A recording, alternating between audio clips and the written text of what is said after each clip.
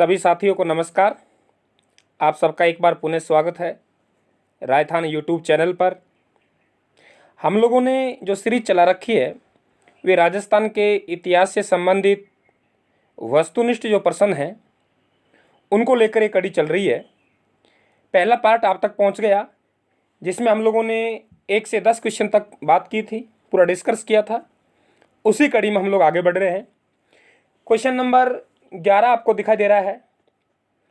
महाराणा रायमल के संबंध में निम्नलिखित पर विचार कीजिए। मेवाड़ के महाराणा रायमल हैं, उनके संबंध में 4 पॉइंट नीचे दे रखे हैं और इन चारों पॉइंटों में से हमें देखना है कि 1 नंबर, 2 नंबर, 3 नंबर, 4 नंबर इनमें से सही कौन कौन से हैं और नीचे दिए गए कूट का प्रयोग कर सही उत्तर का चयन हमें करना है। तो हम शुरू करते हैं, इस कड़ी को आगे बढ़ाते हैं। नंबर 1, महाराणा रायमल के शासनकाल में मेवाड़ पर सुल्तान नादिर शाह ने 1503 ईस्वी में मेवाड़ पर आक्रमण किया, जिसे महाराणा ने धन देकर वापस लौटा दिया। बिल्कुल ये पॉइंट सही है, ये पॉइंट सही है, इसका मतलब राइट है ये। दूसरा हम बात करें, महाराणा रायमल की पत्नी जयतल्ला देवी ने घोसुंडी की बावड़ी का निर्माण करवाया। बताइए, आपकी जानकारी में हो तो घोसुंडी की बावड़ी का निर्माण किसने करवाया? ध्यान रखना, ये जयतल्ला देवी है, इन्होंने घोसुंडी की बावड़ी का निर्माण नहीं करवाया। घोसुंडी की बावड़ी का जो निर्माण करवाया जो महाराणा रायमल की पत्नी हुआ करती थी, उनका नाम है श्रृंगार देवी।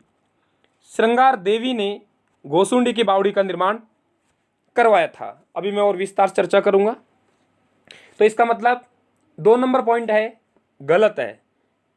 3 नंबर की बात करें, महाराणा रायमल का पुत्र पृथ्वीराज सिसोदिया ने अपनी पत्नी ताराबाई की याद में गढ़विटली दुर्ग का पुनर्निर्माण करवाया था। इस पृथ्वीराज को इतिहास में उड़ान राजकुमार कहा जाता है। ये बात भी सही है। पॉइंट नंबर 4 की हम बात करें, महाराणा रायमल के दरबार में प्रमुख शिल्पी अर्जुन और प्रमुख विद्वान गोपाल भट्ट व महेश निवास करते थे। ये बात ही बिल्कुल सही है। तो हम लोग बात करें यहाँ कि हमारा जो सही ऑप्शन आएगा, 1 नंबर सही है, 2 नंबर सही है और 1 नंबर, 3 नंबर और 4 नंबर सही। इसका मतलब ये हुआ कि सही होगा। 1 नंबर बात सही है, 2 नंबर बात गलत है, 3 नंबर बात सही है और 4 नंबर बात भी सही है। ये तो हो गई अपनी सीधी बात। अब समझते हैं चारों पॉइंटों की कहानी क्या है। देखिए, पॉइंट नंबर 1, सीधा हमें याद रखना है कि नादिर शाह ने आक्रमण किया मेवाड़ पर, लेकिन महाराणा रायमल ने उन्हें धन देकर वापस लौटा दिया। इसमें कोई ज़्यादा बड़ी बात नहीं है। दूसरा पॉइंट, महाराणा रायमल की पत्नी जयतल्ला देवी ने घोसुंडी की बावड़ी का निर्माण करवाया, जो कि गलत है। देखिए ये क्या कहानी है, इसे मैं पढ़ाता हूँ आपको। मैंने आपको पहला जो पार्ट हमारे पास गया था वहाँ मैंने आपको आवल बावल की संधि पढ़ाई थी। आवल बावल की संधि, और आवल बावल की जो संधि है, ये संधि ये मेवाड़ के महाराणा कुंभा और मारवाड़ के राव जोधा के मध्य हुई थी। किसके मध्य हुई? मेवाड़ के तो महाराणा कौन थे? कुंभा, और मारवाड़ के कौन थे? राव जोधा।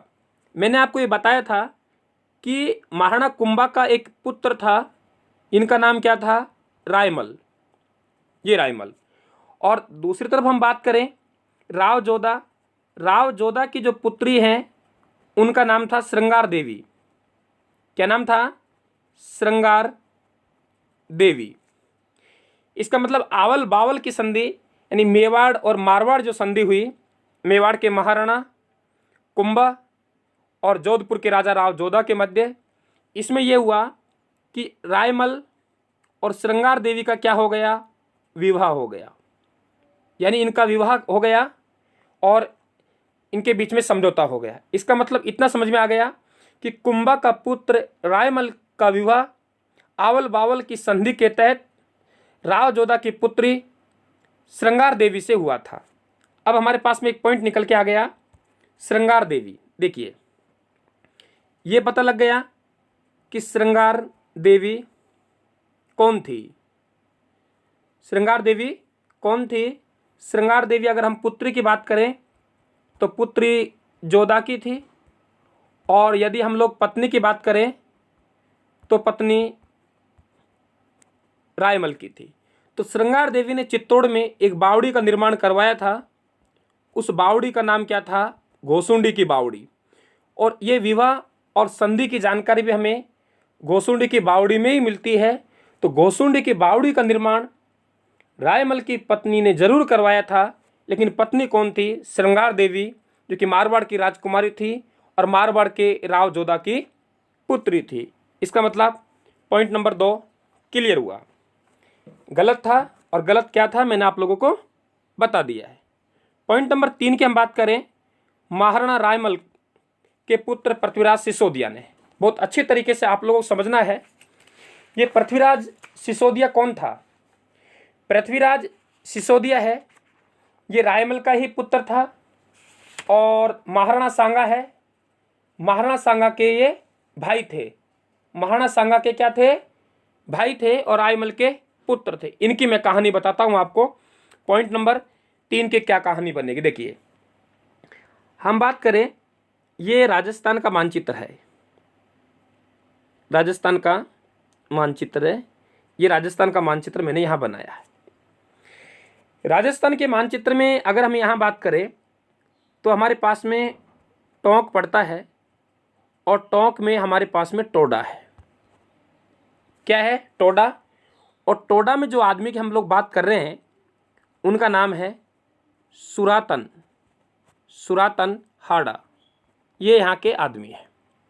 और इनकी जो पुत्री है उस पुत्री का नाम है ताराबाई। क्या नाम है? ताराबाई।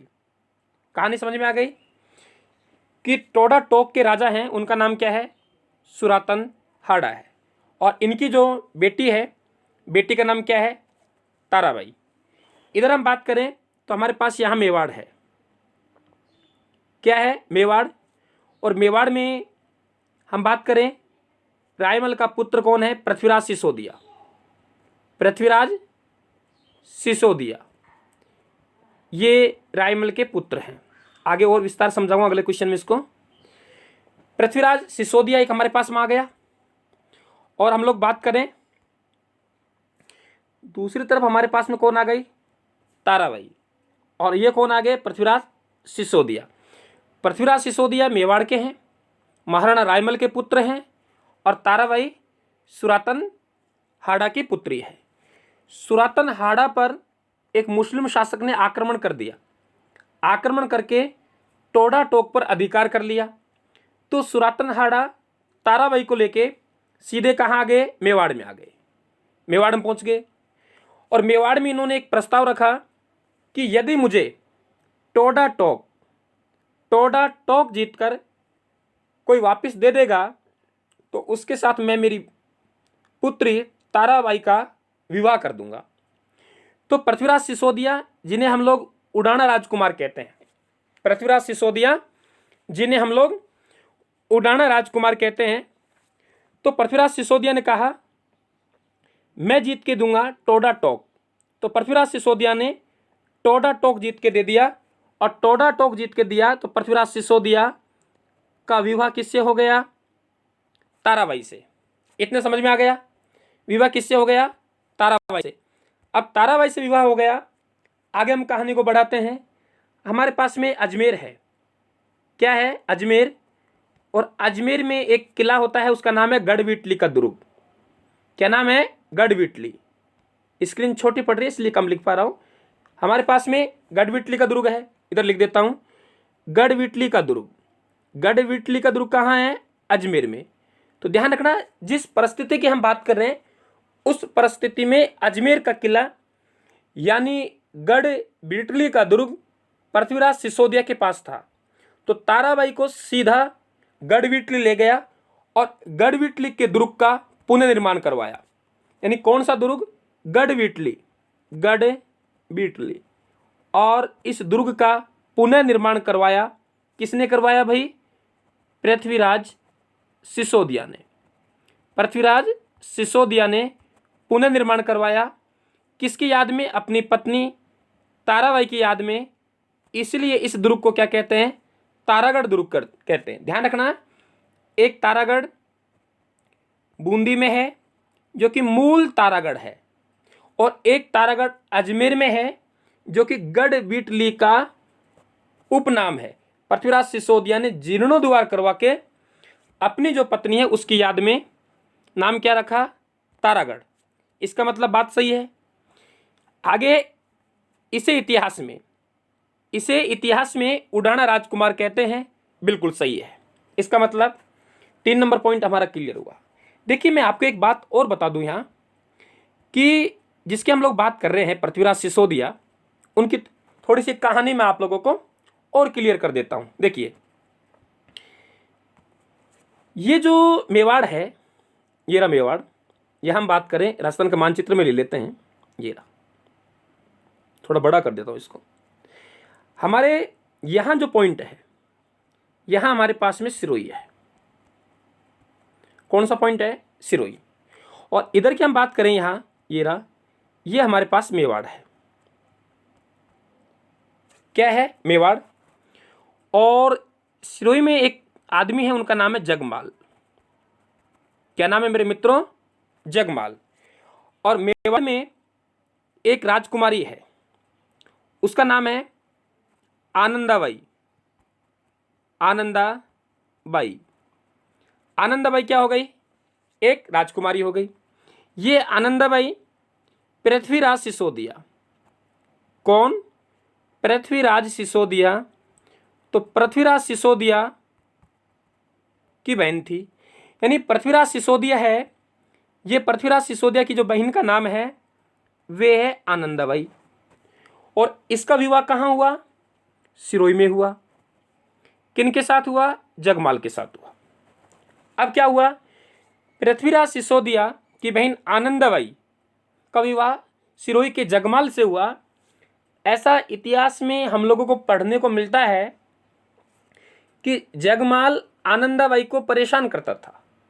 तो पृथ्वीराज सिसोदिया मेवाड़ से चला और सिरोही में पहुंच गया।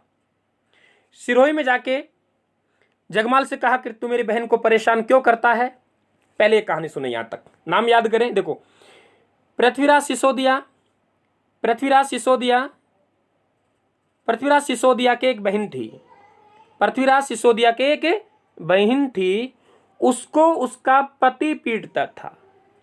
इसलिए पीटता था क्योंकि उसको आनंद आता था। क्या आता था? आनंद आता था। पूरा जग जानता है, पूरा सिरोही जानता है। पृथ्वीराज सिसोदिया की एक बहन थी, उसको उसका पति पीटता था।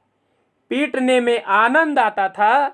पूरा जग जानता है, पूरी सिरोही जानती है। याद हो गया होगा कि पृथ्वीराज सिसोदिया की एक बहन थी, उसे उसका पति पीटता था। पीटने में आनंद आता था। पूरा जग जानता है, पूरा सिरोही जानता है। हकीकत में मजा पीटने में आनंद नहीं आता। कहीं कोई बच्चा सुन रहा हो और घर जाके पिटाई कर दे, ध्यान रखना उल्टा वार हो सकता है। ठीक है ना? ये तो याद करने के लिए थोड़ा फार्मूला बताया है। समझ में आ गया? अब क्या हुआ? ये जो जगमाल है, कौन सा जगमाल? जो भी बता रहा था मैं आपको, ये जगमाल कहाँ का है? सिरोही का। ये रहा। ये तो हो गया रिश्ते में क्या हो गया? जीजा। और एक पृथ्वीराज सिसोदिया। कौन? पृथ्वीराज सिसोदिया। पृथ्वीराज सिसोदिया कौन हो गया? साला। कौन हो गया? साला। और इनके बीच में कौन है? आनंद, यानी आनंदाबाई। तो बताया जाता है जगमाल ने धोखे से पृथ्वीराज सिसोदिया को विषयुक्त लड्डू खिला दिए। और विषयुक्त लड्डू खिलाने के कारण वहां से ये सिरोही से चले तो रास्ते में इनका निधन हो गया। और पृथ्वीराज सिसोदिया की जो छतरी है, वे छतरी कुंभलगढ़ के दुर्ग में है। कहाँ है? कुंभलगढ़ के दुर्ग में। तो जीजा ने प्यारे प्यारे लड्डू बनाए, जीजा ने प्यारे प्यारे लड्डू बनाए और साला को खिलाए, साला खा गया और साला मर गया। किसका साला? जगमाल का साला। तो ये कहानी किनकी है? पृथ्वीराज सिसोदिया की कहानी है। 3 नंबर समझ में आ गया। पॉइंट नंबर 4, महाराणा रायमल के दरबार में प्रमुख शिल्पी अर्जुन और प्रमुख विद्वान गोपाल भट्ट व महेश भट्ट निवास करते थे। इसमें कोई डिटेल वाली बात नहीं है। और पुनः मैं स्पष्ट कर दूं कि इसमें जो ऑप्शन बनेगा आपको पूरी तरीके से समझ में आ गया कि गड़बड़ यहाँ है। श्रृंगार देवी आनी चाहिए। आप PDF डाउनलोड कर लें। रायथान अशोक मीणा टेलीग्राम चैनल पर मेरी PDF डाली हुई है। 1 से 60 क्वेश्चन आप तक पहुँच गए होंगे। 61 से 120 क्वेश्चन तक और पहुँचा दूंगा। तो आप PDF अपने पास जरूर रखें, प्रिंट जरूर रखें और आराम से आप लोग पढ़ते जाइए। देखिए इसका मतलब क्या बनेगा? से। तो 11 नंबर क्वेश्चन है, हमने बहुत विस्तार से इस पर चर्चा कर ली है। आगे हम बात करें तो क्वेश्चन नंबर 12 आपको स्क्रीन पे दिखाई दे रहा है। देखिए क्वेश्चन नंबर 12 की हम लोग बात करें, महाराणा सांगा के संबंध में ये 4 बातें लिखी हुई हैं। नंबर 1 की हम लोग बात करें, 4 ऑप्शन आपको स्क्रीन पे दिखाई दे रहे हैं। अगर किसी बच्चे के पकड़ में आ रहे हैं तो आप लोग कमेंट बॉक्स में ज़रूर कमेंट करके लिखें कि ऑप्शन क्या आ रहा है और फिर मेरी बात को सुने। फिर आप देखें कि हम लोगों ने कितने का सही जवाब दिया है और कितने को हम लोगों ने गलत किया है। या PDF को जो आपके पास में प्रिंट है उन्हें थोड़ा देख लीजिए, एक बार खुद आप थोड़ा उनको हल कर लीजिए और फिर अपना टेस्ट आप खुद लीजिए। PDF वाले नोट्स आपके पास में जो टेलीग्राम चैनल से आपने डाउनलोड किए हैं उनको जरूर हल कीजिए, लेकिन किसी किताब और नोट्स लेके हल ना करें, अपने दिमाग से करें। और उसके बाद यहाँ चेक करें कि हमने गलती कहाँ की है और कितने क्वेश्चन हमारे सही हुए हैं। तो आप लोग अपना एक परख टेस्ट भी आप यहाँ दे सकते हैं, लेकिन PDF को आप लोग पहले हल करते समय आप ये ध्यान रखना किसी भी स्रोत का सहारा ना लें और फिर मेरे साथ आप लोग जुड़े, ठीक है ना। और आप लोग तब इस वीडियो को लाइव देखते हो तो मैं भी वहाँ कमेंट बॉक्स में कमेंट करके आपके साथ जुड़ा था पिछले वीडियो में, आगे भी जुड़ने का प्रयास करूँगा। देखिए हम लोग बात कर रहे हैं, महाराणा सांगा का जन्म 12 अप्रैल 1482 ईस्वी को महाराणा रायमल की पत्नी रतन कंवर के गर्भ से हुआ था, जो 24 मई 1507 ईस्वी को मेवाड़ का शासक बना। बताइए क्या ये सही है? सही नहीं है। सही नहीं, एक बार नॉर्मल बात कर ले फिर विस्तार से बात करेंगे। सही नहीं है क्योंकि गड़बड़ है, और गड़बड़ यहाँ है 1507 में, यहाँ आना चाहिए 1509। क्या आना चाहिए? 1509। 3 नंबर की हम बात करें, 16 फरवरी 1527 ईस्वी को महाराणा सांगा और बाबर की सेना के मध्य बयाना का युद्ध हुआ। खानवा के युद्ध से ठीक, खानवा का युद्ध कब हुआ? 17 मार्च को। और ठीक 1 महीने पहले यानी 16 फरवरी 1527 को क्या बयाना का युद्ध हुआ? अगर हुआ तो सही आएगा ये, यानी 1 नंबर सही, 2 नंबर गलत, 3 नंबर सही। पॉइंट नंबर 4, महाराणा सांगा ने अपने भाइयों से झगड़ा होने के बाद उदयपुर के करमचंद पंवार के घर शरण ली थी। इसमें गड़बड़ है, गड़बड़ को पकड़िए। गड़बड़ कहाँ है? गड़बड़ यहाँ है कि करमचंद पंवार उदयपुर के नहीं थे, करमचंद पंवार कहाँ के थे? अजमेर के। तो इसका मतलब ये भी गलत है। तो 1 नंबर सही, 2 नंबर गलत, 3 नंबर सही, 4 नंबर गलत। तो ऑप्शन क्या बनेगा हमारे पास में?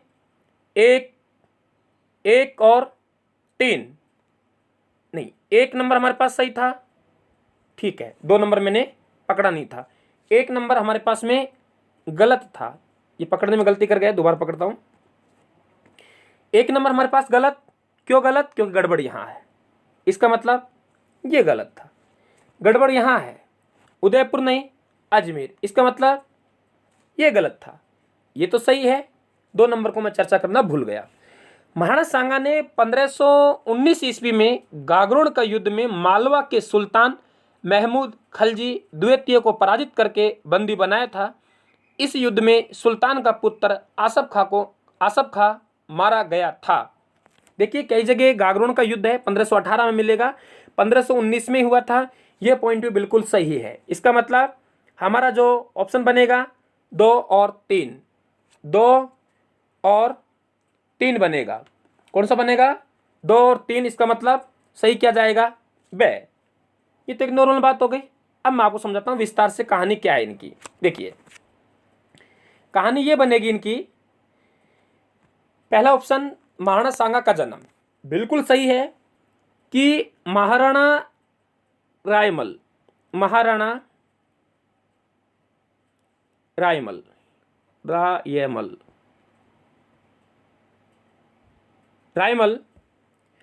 और रायमल के एक रतन हुआ और उस रतन को कौन नहीं जानता।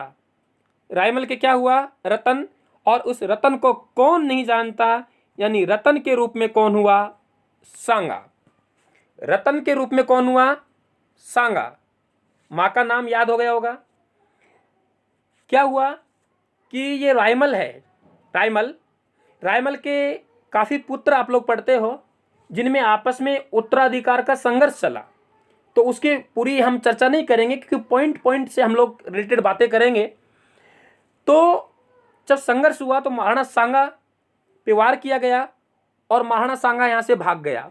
यानी ये जो सांगा है भाग गया और भाग के चले गया अजमेर। कहाँ चले गया? अजमेर। ये गया अजमेर।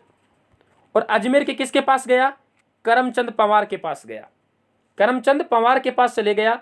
इसलिए यहाँ 4 नंबर का हल मिल गया आपको कि उदयपुर का नहीं था करमचंद पंवार। कहाँ का था? अजमेर का। क्लियर हुआ? बाद में इधर हमारे पास में रायमल है। रायमल का तब निधन हुआ तो 24 मई को हुआ। कब हुआ? 24 मई को। 24 मई 1509 ईस्वी। 24 मई 1509 ईस्वी को तब महाराणा सांगा का निधन हुआ। तो करमचंद पंवार के पास जो रहा करता था कौन? सांगा। तो जैसे रायमल का निधन हुआ कब? 24 मई 1509 ईस्वी को। तो सांगा मेवाड़ की गद्दी पर बैठा। देखिए यहां से देखें हम लोग तो ये वर्गीकरण आपको मिल गया। भाई जन्म हुआ, पिता का नाम रायमल, माँ का नाम रतन। ये गलत है क्योंकि 1509। इसके बाद इसका वर्गीकरण हम लोगों को मिल गया। भाइयों के विद्रोह के कारण कहाँ चले गया? अजमेर, जो कि उदयपुर दे रखा है, गलत है। अब हम लोग बात करते हैं 2 नंबर की। 2 नंबर की हम लोग बात करें। देखिए ये जो राजस्थान का मानचित्र की हम बात करें, ये दिखाई दे रहा है आपको, ये रहा।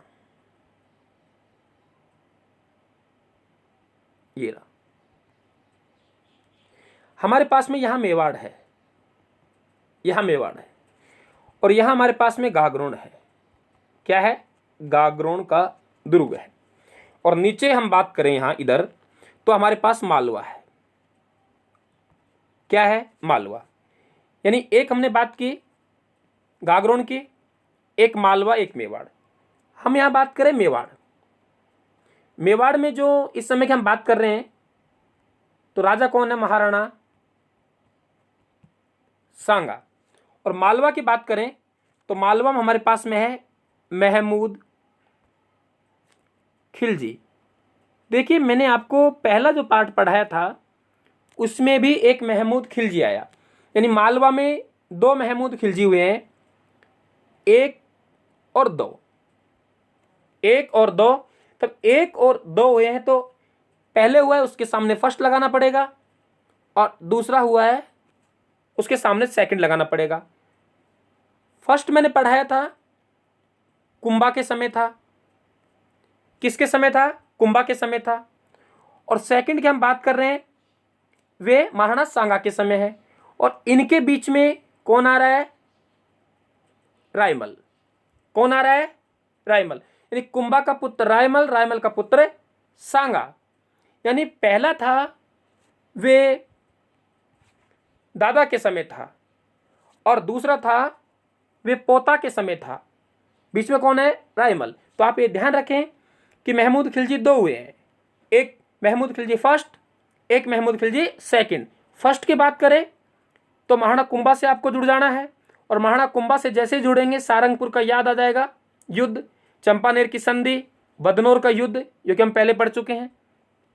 सेकंड की बात करें तो किसके समय, सांगा के समय। अब देखिए ये बीच में हम लोग बात करें इधर ये वाला पार्ट गागरोन है, गागरोन। इस गागरोन को लेके यहां संघर्ष चलेगा, क्योंकि गागरोन मेवाड़ के पास में है, इधर मालवा है। मालवा का राजा हमेशा ये प्रयास करता था कि मेरा यदि गागरोन के दुर्ग पर अधिकार हो जाए तो मेवाड़ पर अधिकार करना आसान हो जाएगा। मेवाड़ का राजा ये प्रयास करता था कि कभी भी मालवा का राजा का अधिकार गागरोन में नहीं होना चाहिए। तो इनके बीच में जो लड़ाई हुई 1519 ईस्वी में, और उस लड़ाई का नाम क्या है, गागरोन का युद्ध।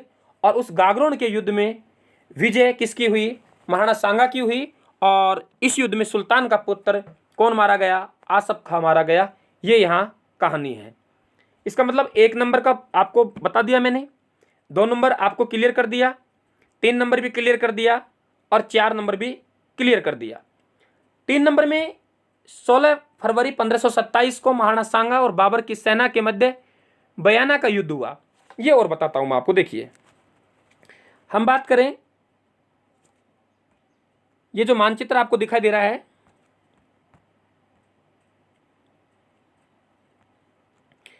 यहां देखें कि मानचित्र की हम लोग बात करें,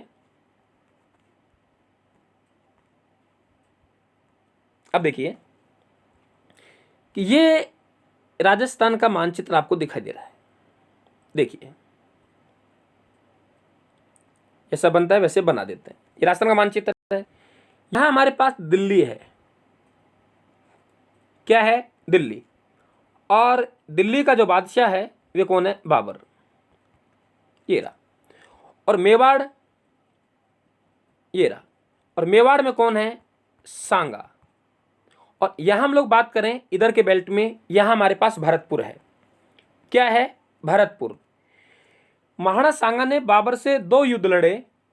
पहला जो युद्ध होगा वे भी भरतपुर में होगा, उसे कहते हैं बयाना का युद्ध। और दूसरा युद्ध भी भरतपुर में होगा, उसे कहते हैं खानवा का युद्ध। खानवा का युद्ध और बयाना के युद्ध दोनों भरतपुर में हुए। क्यों हुए, क्योंकि मेवाड़ के महाराणा सांगा के नेतृत्व में यहाँ के जो राजा हैं वे यहाँ जाके एकत्रित हो गए। क्योंकि दिल्ली और यहाँ इधर हम जाएंगे तो बाबर को यहीं रोकेंगे, बाबर को यहीं रोकेंगे। तो इस इलाके तक इन्होंने अधिकार कर लिया था, फिर युद्ध दोनों यहाँ हुए। इतना ध्यान रखना है कि खानवा के युद्ध में और बयाना के युद्ध में 1 महीना और 1 दिन का अंतर था। अब 1 महीना और 1 दिन का अंतर कैसे निकलेगा, देखिए पहले बयाना का युद्ध होगा तो ये हुआ है 16 फरवरी को, और अगर हम 1 महीना और 1 दिन जोड़ते हैं तो हमारे पास क्या आता है, 17 मार्च आता है। क्या आता है, 17 मार्च। तो 16 फरवरी को बयाना का युद्ध हुआ, 17 मार्च 1527 को खानवा का युद्ध हुआ। लेकिन दोनों के परिणाम उल्टे हुए। बयाना युद्ध में सांगा की सेना जीत गई और खानवा के युद्ध में सांगा हार गया। तो ये हमारा क्वेश्चन नंबर 12 था। बहुत अच्छे तरीके से आपके समझ में आ रहा होगा, और यदि समझ में आ रहा है तो आप लोग कमेंट बॉक्स में कमेंट करके ज़रूर बताएं कि आपको ये प्रयास कैसा लग रहा है। जैसे हमारे सामान्य स्थिति होती है कोरोना वायरस के कारण जो लॉकडाउन चल रहे हैं, और तो फिर हम लोग सीधे स्टूडियो से ही पढ़ाएंगे। अब इतना ही ध्यान रखना, आप लोगों को घर में रहना है, सरकार की जो गाइडलाइन है उनको फॉलो करना है। आगे हम लोग चलते हैं। पॉइंट नंबर 13, क्वेश्चन नंबर 13, खानवा युद्ध के संबंध में निम्नलिखित पर विचार कीजिए। 1 नंबर आपको दिखाई दे रहा है। 1 नंबर जो पॉइंट दिखाई देगा आपको, 17 मार्च 1527 को खानवा का युद्ध बाबर और महाराणा सांगा के मध्य हुआ था। यह युद्ध स्थल भरतपुर जिले में स्थित है। अभी मैंने आपको बताया है, सही है, बताया था ना मैंने आपको कि 16 फरवरी 1527 बयाना का युद्ध, 17 मार्च 1527 को खानवा को, ये दोनों युद्ध स्थल भरतपुर में है। नंबर 2, खानवा युद्ध में बाबर की विजय हुई और इस युद्ध के बाद राजपूतों में आपसी फूट और उनका पतन होना शुरू हो गया। देखिए, खानवा के युद्ध को इतिहास में निर्णायक युद्ध कहा जाता है। क्या कहा जाता है? निर्णायक युद्ध कहा जाता है कि खानवा के युद्ध के बाद राजपूतों का पतन शुरू हो गया और ये जो मुस्लिम सत्ता है ये यहाँ स्थापित होना शुरू हो गई थी। और खानवा युद्ध में ही हमारे राजपूत नरेश थे जो पाती परवन प्रथा के तहत एकत्रित हुए थे, हार गए थे, इसके बाद मनोबल गिर गया था। तो ये पॉइंट भी सही है कि खानवा युद्ध में बाबर की विजय हुई और इस युद्ध के बाद राजपूतों में आपसी फूट और उनका पतन होना शुरू हो गया। इसका मतलब ये पॉइंट भी सही है। तीसरा पॉइंट, खानवा के युद्ध में महाराणा सांगा को घायल अवस्था में सिरोही के अखेराज के नेतृत्व में बसुआ दौसा पहुंचाया गया। ये बात बिल्कुल सही है। जैसे ही खानवा का युद्ध हुआ, खानवा के युद्ध में महाराणा सांगा के 80 घाव आ गए थे, तो वहां से इन्हें निकाल के लाया गया था। और इधर हम लोग बात करें, ये राजस्थान का जो मानचित्र है, इधर देखें तो हमारे पास में यहाँ भरतपुर है, इधर भरतपुर, और भरतपुर के बिल्कुल चिपता हुआ इलाका हमारा दौसा है, दौसा। और कभी आप लोग जयपुर से दिल्ली जो रेल लाइन जा रही है, कभी आप लोग जाएं तो जयपुर से तब दिल्ली की तरफ जाएंगे ऐसे, तो ध्यान रखना कि आपके बसुआ रेलवे स्टेशन आता है और बसुआ रेलवे स्टेशन पे कभी आप रुके तो बिल्कुल सामने देखना महाराणा सांगा का चबूतरा बना हुआ है। तो घायल अवस्था में तब महाराणा सांगा खानवा का युद्ध लड़ रहा था। कौन सा युद्ध? खानवा का युद्ध। तो बताया जाता है कि महाराणा सांगा के 80 घाव आ गए थे, 80 घाव आ गए और मूर्छित अवस्था में हो गए। तो यहाँ से इन्हें जो बाहर निकाला, झाला अज्जा ने इनका छत्र धारण किया था और लेके जो गए वे सिरोही के अखेराज के नेतृत्व में लेके गए थे। काफ़ी पुस्तकों में आमेर का पृथ्वीराज लिखा हुआ है कि पृथ्वीराज के नेतृत्व में लेके गए थे, ऐसी हमें जानकारी मिलती है। लेकिन एक जानकारी और मिलती है कि पृथ्वीराज कछावा खानवा के युद्ध में मारा गया था। जब खानवा के युद्ध में पृथ्वीराज कछावा मारा गया तो फिर लेके कौन जाएगा? वे तो नहीं ले जा सकते, इसलिए ध्यान रखना कौन आएंगे? अखेराज। तो हमारे पास में चारों पॉइंट सही, चारों पॉइंट सही, और चारों पॉइंट खानवा के युद्ध से संबंधित थे। 17 मार्च 1527 को खानवा का युद्ध हुआ, महाराणा सांगा और बाबर के मध्य हुआ, भरतपुर में है और इसमें बाबर जीत गया। और इस युद्ध के बाद में राजपूतों में आपसी फूट पड़ी, उनका पतन होना शुरू हो गया। खानवा युद्ध में महाराणा सांगा घायल हो गया तो इनका छत्र झाला अज्जा ने धारण किया। ध्यान रखना, आपके दिमाग में कहीं झाला बीदा आ रहा हो, झाला बीदा जरूर है लेकिन महाराणा प्रताप में आएगा, हल्दी घाटी के युद्ध में आएगा। चलें आगे। तो क्वेश्चन नंबर 13 हमारा क्लियर हुआ। अब हम बात करें तो क्वेश्चन नंबर 14 आपको दिखाई दे रहा है। यहाँ महाराणा सांगा से संबंधित कुछ पॉइंट हैं, विक्रमादित्य संबंधित हैं, इसलिए मैंने ऊपर महाराणा सांगा नहीं लिखा है क्योंकि 2-3 पॉइंट यहाँ अलग अलग हैं। हम लोग चर्चा करें नंबर 1। महाराणा सांगा ने अपना उत्तराधिकारी रतन सिंह रानी धनबाई का पुत्र को घोषित किया था। अभी चर्चा करूंगा मैं आपसे। ये सही है, ये सही है। अगर किसी बच्चे की पकड़ जल्दी है और बात को पकड़ रहा है तो कमेंट बॉक्स में जरूर बताएं कि सही ऑप्शन क्या होगा, सही ऑप्शन क्या होगा। 2 नंबर की बात करें, मेवाड़ महाराणा विक्रमादित्य का शासनकाल 1528 ईस्वी से 1531 ईस्वी तक रहा था। क्या ये बात सही है? यहाँ स्टूडेंट गड़बड़ करेगा, यहाँ स्टूडेंट गड़बड़ करेगा। क्या ये बात सही है? आप जरूर अपने आप को आजमा लें, कमेंट बॉक्स में कमेंट करके देख लें क्या ये सही है।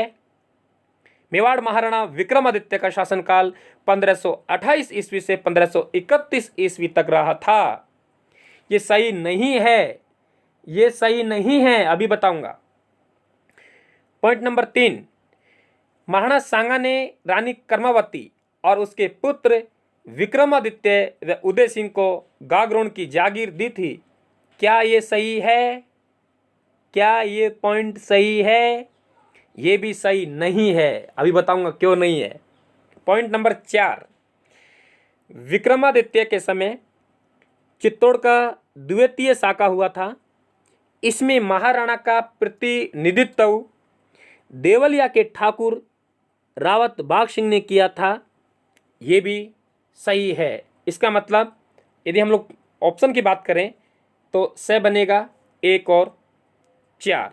ये तो रही सीधी बात, लेकिन मेरा मूल उद्देश्य ये है कि मैं इन पॉइंटों के माध्यम से आपको पूरा राजस्थान का जो इतिहास है उसको कवर करने का मैं प्रयास कर रहा हूँ, जो मूल मूल पॉइंट है उनके माध्यम से। इसलिए इनका चारों जो ऑप्शन दिए जा रहे हैं इनको डिटेल से भी मैं समझा रहा हूँ और आपसे ये बातें समझ में आ रही होंगी। ये जो मैंने पॉइंट लिखे हैं 1 नंबर, 2 नंबर, 3 नंबर, 4 नंबर, ये आपस में जुड़े हुए हैं और स्टूडेंट अमूमन देखा है मैंने क्लासों में कि यहाँ गड़बड़ करता ही है, पक्का गड़बड़ करता है। गड़बड़ कैसे करेगा, जुड़िए मेरे साथ, मैं स्पष्ट करता हूँ। देखिए, सबसे पहले हमें यह समझना पड़ेगा कि महाराणा सांगा है तो महाराणा सांगा का उत्तराधिकार क्या था। देखिए, बहुत अच्छी तरीके से समझे आप। ये लिखा है मैंने महाराणा सांगा, बहुत मजा आएगा भाई, यहाँ आनंद दे दूंगा आप लोगों को। यहाँ महाराणा सांगा ये लिखा है और महाराणा सांगा 1509 में राजा बना और 1528 में इनका निधन होगा। 1528 में इनका निधन होगा। 1528 में इनका निधन हुआ महाराणा सांगा का। तो ध्यान रखना, इनका निधन ऐसा माना जाता है कालपी में हुआ था। कालपी, अमूमन हम लोग कालपी मध्य प्रदेश में हम लोग बताते हैं। पहले जो संस्करण थे राजस्थान के इतिहास के मेरे द्वारा जो राजस्थान से प्रकाशित होते हैं, मैं भी इनमें कालपी मध्य प्रदेश में ही बताया करता था। लेकिन अब जानकारी में आया है कि कालपी मध्य प्रदेश में नहीं है, कालपी उत्तर प्रदेश में है। उत्तर प्रदेश का एक जिला है जादौन। जादौन में इराची का मैदान पड़ता है जहाँ कालपी नामक स्थान पड़ता है। तो कालपी में इनका निधन हुआ। तो ध्यान रखना 30 जनवरी 1528 को। तो कालपी मध्य प्रदेश में नहीं है, कालपी उत्तर प्रदेश में है। क्लियर। अब देखिए, दोबारा से बनाता हूँ। 1509 से 1528 ये रहा हमारा सांगा। सांगा का हो गया निधन 1509 से 1527।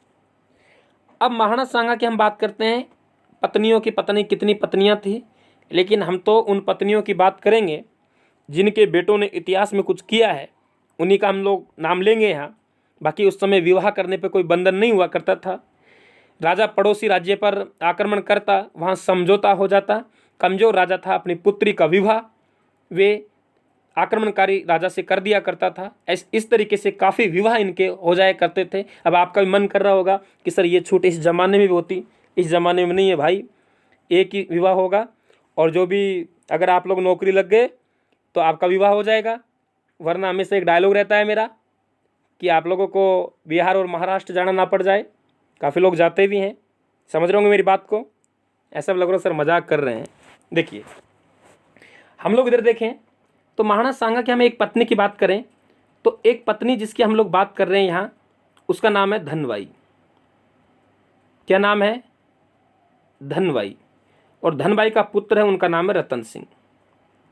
गौर से समझना मित्रों, मैंने पहले ही बता चुका है कि यहाँ हम लोगों को निश्चित तौर से आनंद मिलेगा। ये रहा रतन सिंह। और दूसरी तरफ हम लोग बात करें तो उस पत्नी का नाम है कर्मावती। कर्मावती, कर्मावती के 2 पुत्र हैं।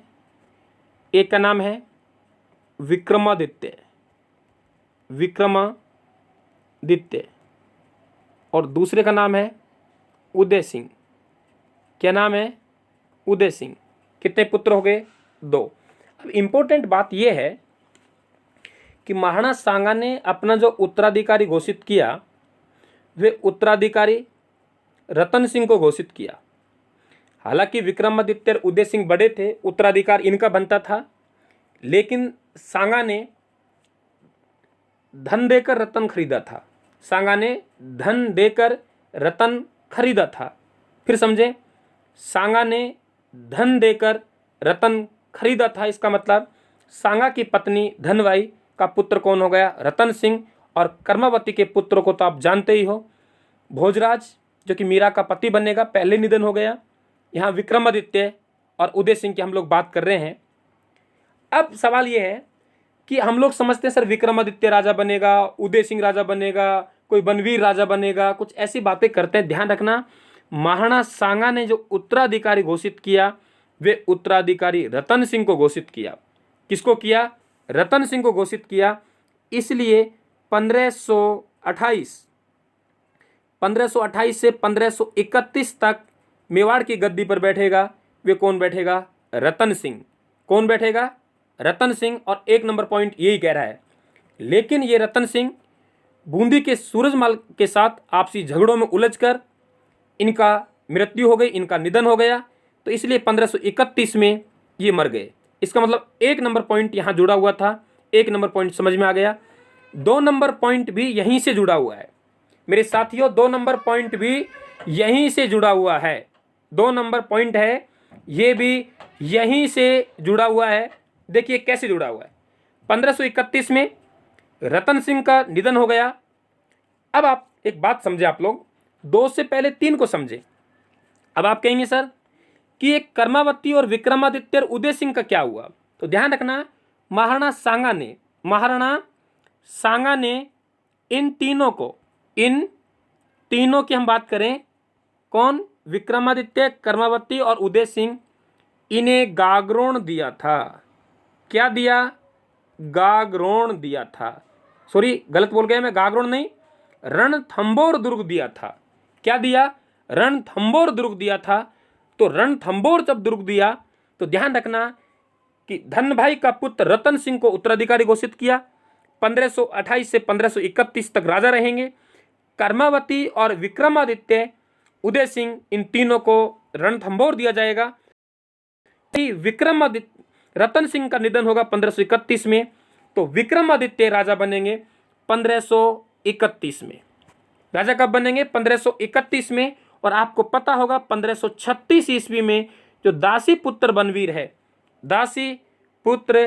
बनवीर है, वे विक्रमादित्य की हत्या करेगा। अब देखिए 2 नंबर पॉइंट बताइए गलत हुआ कि नहीं हुआ? क्योंकि 1528 से 1531 तक मेवाड़ की गद्दी पर बैठा वे धनबाई का पुत्र रतन सिंह बैठा। इसके बाद में पॉइंट नंबर 3 कैसे गलत हुआ? कि महाराणा सांगा ने रानी कर्मावती और उसके पुत्र विक्रमादित्य उदय सिंह को गागरोण नहीं दिया। क्या दिया? रणथंभौर दिया। क्लियर? अब आगे हम बात करेंगे पॉइंट नंबर 4 की। अरे भाई, आप लोगों को समझ में तो आ रहा है ना? ये जो मैं प्रयास कर रहा हूं, ये प्रयास आपके समझ में तो आ रहा है? पता नहीं भाई, आप लोग बताइए, कमेंट करके ज़रूर बताएं। आप लोग आपकी जो बातें हैं कमेंट बॉक्स में ज़रूर कमेंट करें। मैं सब बातों को पढ़ता हूं और जो उचित होता है उनका जवाब देने का भी प्रयास करता हूं। PDF आप निकाल लें, राजस्थान अशोक मीणा टेलीग्राम चैनल पर है। और ये सीरीज जो चल रही है वो 120 क्वेश्चनों की सीरीज है। पूरा राजस्थान का इतिहास हमें यहाँ कवर करना है। काफ़ी बच्चे लिख रहे हैं कि सर थोड़ा स्पीड बढ़ाइए। नहीं, मैं स्पीड बिल्कुल नहीं बढ़ाऊंगा, काफ़ी स्पीड है। समय इसलिए लग रहा है क्योंकि मैं मैटर ज़्यादा कवर कर रहा हूँ और थोड़ा समझा रहा हूँ डिटेल से, ताकि हम आसपास के इतिहास को भी हम लोग कवर कर सकें। तो जो भी बातें आप लोग ज़रूर बताएं। अगर आपको पसंद आ रहा है तो आप लोग वीडियो को ज़रूर शेयर करें, लाइक करें, कमेंट करें। और चैनल को जिन्होंने सब्सक्राइब नहीं किया है प्लीज़ आप सब्सक्राइब कर लें, और वहाँ बेल आइकन का बटन आ रहा होगा उसे प्रेस कर लें आप लोग, ताकि आने वाले नए वीडियो का नोटिफिकेशन आप तक पहुँच जाए। प्रयास अच्छा रहेगा, जितनी हम लोग कर सकते हैं उतना प्रयास हम लोग करेंगे। ठीक है? देखिए पॉइंट नंबर 4 को हमको समझना है। पॉइंट नंबर 4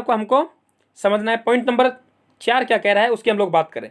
देखिए पॉइंट नंबर 4 ये कह रहा है कि विक्रमादित्य के समय चित्तौड़ का द्वितीय शाखा हुआ था। इसमें महाराणा का प्रतिनिधित्व देवलिया के ठाकुर रावत बाघ सिंह ने किया था। बहुत अच्छा सवाल है। देखिए मैं आपको बताता हूं। अभी मैं ये कह रहा था कि ये हम लोग बात कर रहे हैं, ये जो बात कर रहे हैं इधर वाला, ये बेल्ट ये रहा, ये रहा। हम ये समझ रहे थे कि यहां हमारे पास में रणथंभौर है,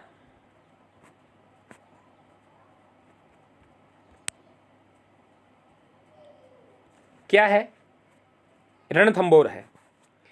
इधर की हम बात करें, यहां हमारे पास मेवाड़ है। मैंने अभी आपको ये समझाया था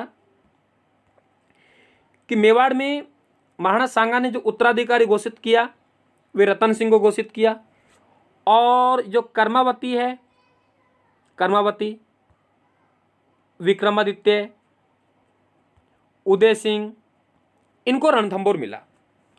अब यहीं क्या हुआ कि 1533-34 ईस्वी में, 1533-34 ईस्वी में जो गुजरात है, गुजरात के बहादुर शाह ने आक्रमण किया, गुजरात के बहादुर शाह ने आक्रमण किया रणथंभौर पर। तो रणथंभौर दुर्ग की चाबियां कर्मावती ने बहादुर शाह को सौंप दी, और रणथंभौर दुर्ग में एक छतरी का निर्माण चल रहा था। वे छतरी बीच में ही कर्मावती अधूरी छोड़कर चित्तौड़ आ गई थी, इसलिए इसे अधूरा सोपन की छतरी भी कहते हैं, अधूरा सोपन की छतरी भी कहते हैं। फिर ये कर्मावती और विक्रमादित्य कहाँ आएंगे, मेवाड़ में। मेवाड़ में आएंगे तो ये बहादुर शाह मानने वाला नहीं है, बहादुर शाह मानने वाला नहीं है। आक्रमण किसका हुआ, बहादुर शाह का। आक्रमण किसका हो रहा है, बहादुर शाह का। ये रहा बहादुर शाह, ये बहादुर शाह मानने वाला नहीं है, ये बहादुर शाह मानने वाला नहीं है। तो इसने पहले रणथंभौर पर आक्रमण किया, कर्मावती ने दुर्ग की चाबियां सौंप दी, ये मानने वाला थोड़ी था। तो इसने 1533-34 ईस्वी में, सॉरी 1534-35 ईस्वी में, यह हम लोग देखें तो ये जो विक्रमादित्य है, मैं पहले ही बता चुका हूं, विक्रमादित्य 1531 ईस्वी में, कब, 1531 ईस्वी में राजा बन चुका है। राजा कहाँ का बन चुका है, आपकी जानकारी में है कि राजा बन गया कहाँ का, चित्तौड़ का। क्योंकि इनका जो भाई था, इनका जो भाई था, वे भाई रतन सिंह मर चुका है। अब ये बहादुर शाह आक्रमण यहाँ करेगा।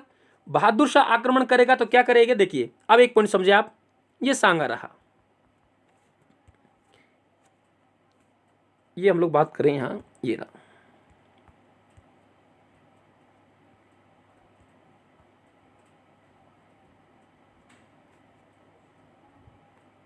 बना रहा हूं। देखिए ये हम बात करें कि ये जो राजस्थान का मानचित्र आपको दिखाई दे रहा है, ये स्थिति जो बनेगी, हमारे पास यहां गुजरात है, क्या है, गुजरात। और गुजरात के कौन है, बहादुर शाह। ये बहादुर शाह पहले कहाँ आक्रमण करेंगे, रणथंभौर पे। जब रणथंभौर पे अधिकार हो जाएगा, अब आक्रमण कहाँ करेंगे, चित्तौड़ पे। और यहाँ हमारे पास बूंदी है, क्या है, बूंदी। बूंदी में एक नारायण सिंह है, नारायण सिंह, नारायण सिंह। अब एक बात समझे आप, महाराणा सांगा है, महाराणा सांगा, महाराणा सांगा के जिस ससुराल की बात कर रहा हूँ, जिस कर्मावती की बात कर रहा हूँ, वे कर्मावती बूंदी के रहने वाले थी और नारायण सिंह की पुत्री थी।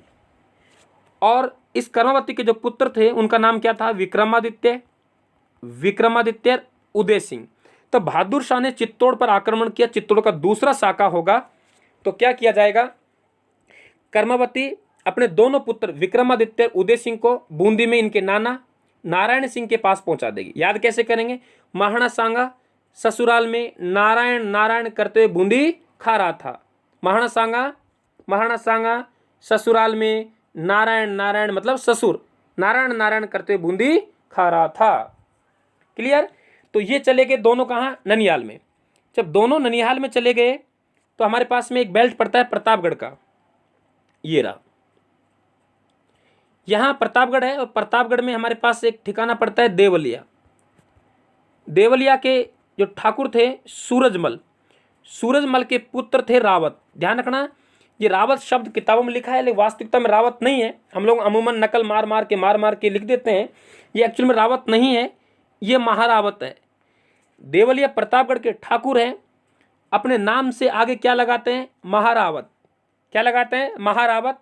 और महारावत बाघ सिंह को वहां से बुलाया गया क्योंकि विक्रमादित्य और उदय सिंह को इनके ननिहाल बूंदी भेज दिया गया। बाघ सिंह आएंगे और नेतृत्व करेंगे, युद्ध करते हुए वीर गति को प्राप्त हो जाएंगे। तो ये होगा चित्तौड़ का द्वितीय शाखा। तो क्वेश्चन नंबर 14 भी आपके समझ में आ गया, बहुत डिटेल से मैंने बात की है। आगे चलें, क्वेश्चन नंबर 15। महाराणा उदय सिंह का जन्म सांगा की रानी कर्मावती के गर्भ से हुआ था।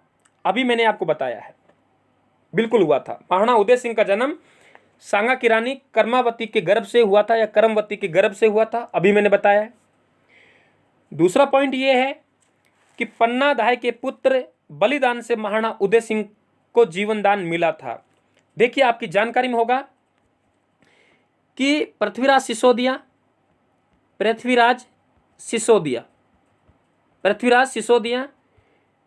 सिसोदिया की एक दासी थी, दासी, और उस दासी का नाम था पूतल दे, और पूतल दे का पुत्र था बनवीर।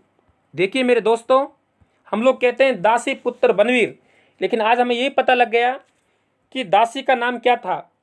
दासी का नाम क्या था? दासी का नाम पूतल दे था। दासी किसकी थी? पृथ्वीराज सिसोदिया की थी।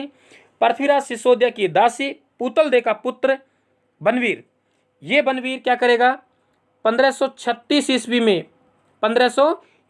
ईस्वी में विक्रमादित्य की हत्या कर देगा।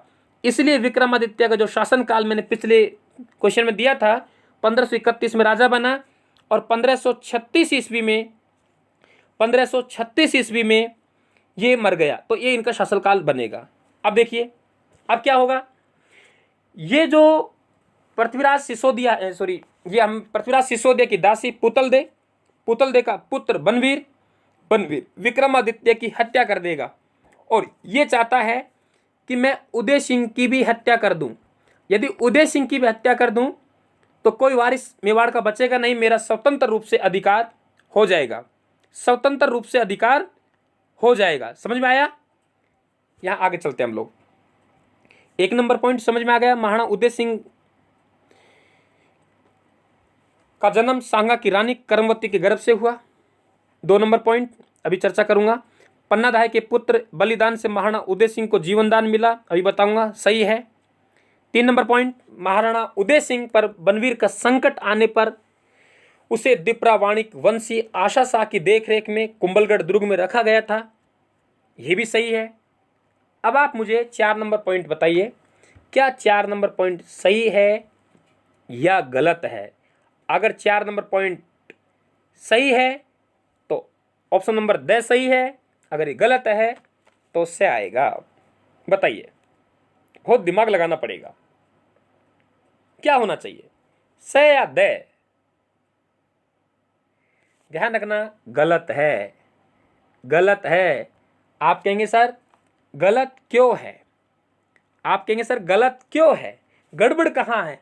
गड़बड़ मेरे मित्रों यहाँ है, 1538 ईस्वी में नहीं, 1540 ईस्वी में इसे पराजित किया था। इसका मतलब कि हम लोग बात करें तो हमारा ऑप्शन से बनेगा, क्योंकि 1, 2, 3 सही है और 4 नंबर गलत है। अब मैं बात करता हूँ विस्तार से, आइए जानते हैं इनकी क्या कहानी बनेगी। 1 नंबर पॉइंट की कहानी मैंने आपको समझा दी है, 2 नंबर पॉइंट की मैं आपको कहानी समझाता हूँ। देखो, विक्रमादित्य की हत्या कर दी गई दासी पुत्र बनवीर ने विक्रमादित्य की हत्या कर दी। अब ये उदय सिंह है, उदय सिंह को भी बनवीर मारना चाहता है। और इधर हमारे पास में है पन्ना दाई, क्या नाम है? पन्ना दाई। और इधर हमने लिखा है कुंभलगढ़ का दुर्ग। क्या लिखा है मेरे मित्रों? कुंभलगढ़ का दुर्ग। ये कुंभलगढ़ हो गया, ये उदय सिंह हो गया, ये पन्ना दाई हो गया। देखिए, दासी पुत्र बनवीर उदय सिंह को भी मारना चाहता है, इस बात का पता लगा पन्ना दाई को। आप सब जानते हैं, पन्ना दाई ने अपने पुत्र चंदन को उदय सिंह के स्थान पर सुला दिया और उदय सिंह को कुंभलगढ़ के किले में पहुंचा दिया। और कुंभलगढ़ के किले में जिसकी देखरेख में रखा जाएगा वे वहाँ के किलेदार हैं और उनका नाम है दिपरा वाणिक आशा शाह। दिपरा वाणिक वंशी आशा शाह, यानी ये किलेदार हैं। इनकी देख रेख में रखा जाएगा। बनवीर आएगा और चंदन की हत्या करके चला जाएगा। माना कि उदय सिंह मर गया, लेकिन बाद में उदय सिंह का कुंभलगढ़ के दुर्ग में 1537 ईस्वी में, एक क्वेश्चन आएगा वहाँ आगे बताऊंगा, 1537 ईस्वी में कुंभलगढ़ के किले में राज्य तिलक होगा। लेकिन दासी पुत्र बनवीर का जो पूर्ण रूप से मेवाड़ से अधिकार समाप्त होगा तो वे होगा 1540 ईस्वी में। ध्यान रखना 1540। इसलिए महाराणा उदय सिंह का जो शासनकाल है वे 1537 से भी लिखा जाता है और 1540 से भी लिखा जाता है। 1537 से इसलिए लिखा जाता है, 1537 में कुंभलगढ़ के किले में राज्य तिलक हो चुका है, लेकिन अभी भी चित्तौड़ पर बनवीर का अधिकार है और बनवीर को पूर्ण रूप से जो पराजित करेगा वे एक स्थान पड़ता है मावेली नामक स्थान पे पराजित करेगा। कौन? उदय सिंह करेगा 1540 में। हमारे ऑप्शन नंबर 4 में क्या लिखा है? 1538। क्या लिखा है? 1538। इसका मतलब यहाँ गड़बड़ है, यहाँ गड़बड़ है। तो मेरे मित्रों, ये 15 नंबर क्वेश्चन था। महाराणा उदय सिंह का जन्म सांगा की रानी कर्मवती गर्भ से हुआ था। ये हमारे पास में पॉइंट सही था। 2 नंबर हमारे पास सही था, 3 नंबर हमारे पास सही था, 4 नंबर हम पॉइंट की बात करें तो 1540 में पूर्ण रूप से बनवीर के अधिकार को समाप्त किया जाएगा और वे स्थान कौन सा है? मावली। तो लगभग यह हम लोग देखें तो हमारे पास में ऑप्शन जो बनेगा सर पहले चर्चा हो चुकी है। लगभग 1 घंटे का वीडियो बन चुका है। देखिए मित्रों, क्वेश्चन 5 निकले हैं, लेकिन हमने बात बहुत डिटेल से की है, आंकड़े बहुत निकले हैं। अब ये 5 क्वेश्चन 11 से लेकर 15 तक हम लोगों ने पढ़े हैं। इसमें जितने भी राजा हैं, जितने भी आंकड़े आए हैं, उनकी कहानी मैंने यहाँ बताने का प्रयास किया है। आगे प्रयास करूँगा थोड़ा स्पीड भी तेज़ रखने की, है ना। तो आगे ये 1 घंटे का वीडियो हो चुका है। प्रयास तो ये था कि 10 क्वेश्चन मैं यहाँ लूँ। क्वेश्चन बड़े हैं, डिटेल से पढ़ाना पड़ रहा है। आगे क्वेश्चन छोटे आएंगे, वहाँ टाइम कम लगेगा। तो 5 क्वेश्चन ही बन चुके हैं। इसका मतलब अगला है जो पार्ट, फिर हम लोगों को अलग से रिकॉर्ड करना पड़ेगा, क्योंकि 1 घंटे का वीडियो बन चुका है। ज़्यादा लंबा वीडियो बनाएंगे तो अपलोड भी नहीं होगा, समस्याएं आएंगी मेरे को, क्योंकि गांव में बैठा हूं और गांव में नेट वगैरह की जो सुविधा है थोड़ी कम होती है।